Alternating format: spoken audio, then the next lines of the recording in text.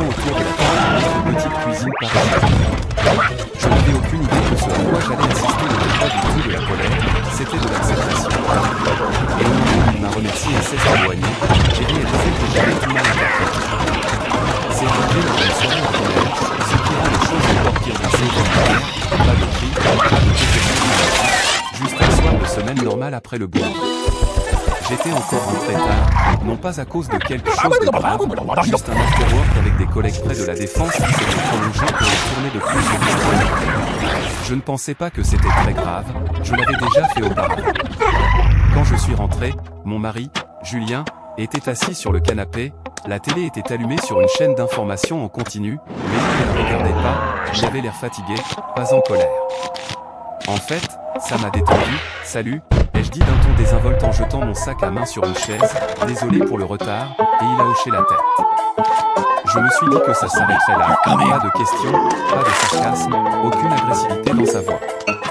Je me suis dit, tu vois, il est juste un peu agacé, je suis allé dans la cuisine, je me suis versé un grand verre d'eau, et j'ai continué à parler comme si tout était normal. Je lui ai parlé de mon entreprise, une anecdote amusante de la brasserie, et de la façon dont l'une de mes collègues s'était couverte de ridicule sur la piste de danse. Julien écoutait silencieusement, trop silencieusement, car normalement, il m'aurait interrompu, m'aurait posé des questions, aurait souri, et m'aurait même un peu taquiné. Mais ce soir-là, il est juste resté assis, les mains croisées, le regard calme. Finalement, j'ai demandé, ça va? Tu es plutôt silencieux, il m'a regardé et a dit, j'écoute. Ça aurait dû être mon premier signal d'alarme. Je me suis assise en face de lui, me sentant soudain sur la défensive. Si c'est parce que je suis encore sorti, je t'ai dit que ce n'était pas si grave. Il a de nouveau hoché la tête en disant, tu as raison. Cette réponse m'a déstabilisé, car d'habitude, c'est à ce moment-là que la dispute commençait, il disait qu'il se sentait ignoré, je répondais qu'il exagérait, et on tournait en rond jusqu'à ce que l'un de nous abandonne, mais pas cette fois.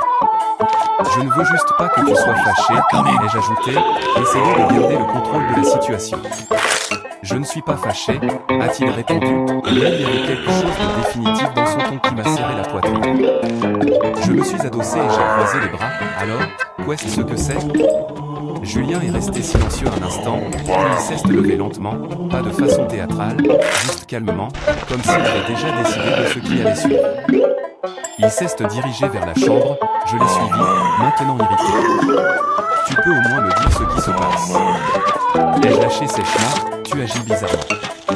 Il a ouvert notre grande armoire et en a sorti une petite valise. C'est à ce moment-là que mon irritation s'est transformée en confusion. Qu'est-ce que tu fais? Ai-je demandé en riant nerveusement, tu ne pars pas, tu es juste contrarié.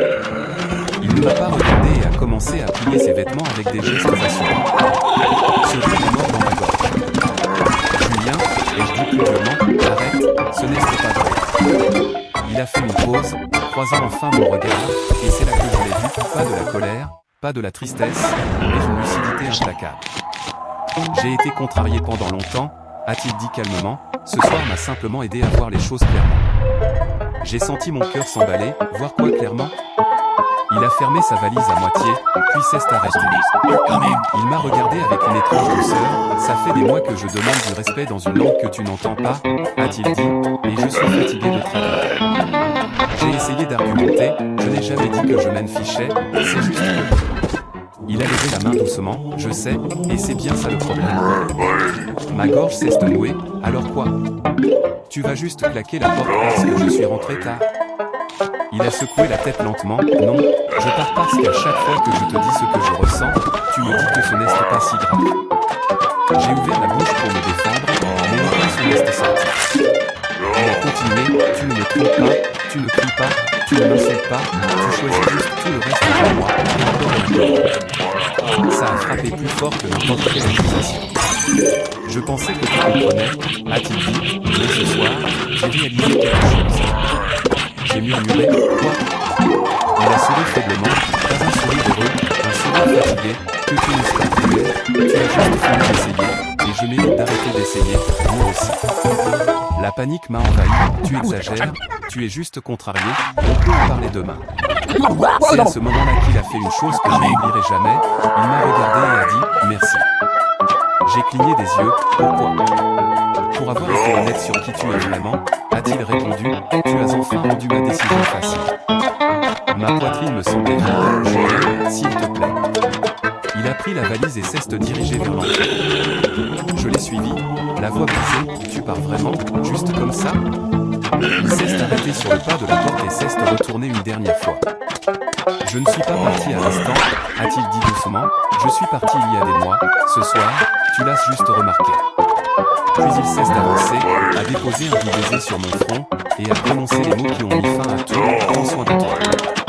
Et il est sorti, pas de cris, pas de porte claquée, pas d'adieu dramatique, juste le bruit de la porte de notre appartement se refermant derrière nous. Je suis resté là en silence, fixant l'espace vide où il se tenait. Il m'a fallu des heures pour que la réalité me frappe. Il n'était pas parti parce qu'il était contrarié, il était parti parce qu'il avait déjà fait le deuil de notre couple, et la raison pour laquelle je ne m'en suis pas rendu compte à temps, c'est parce que j'ai confondu sa patience avec de la faiblesse et son silence avec du pardon. Au moment où j'ai compris la différence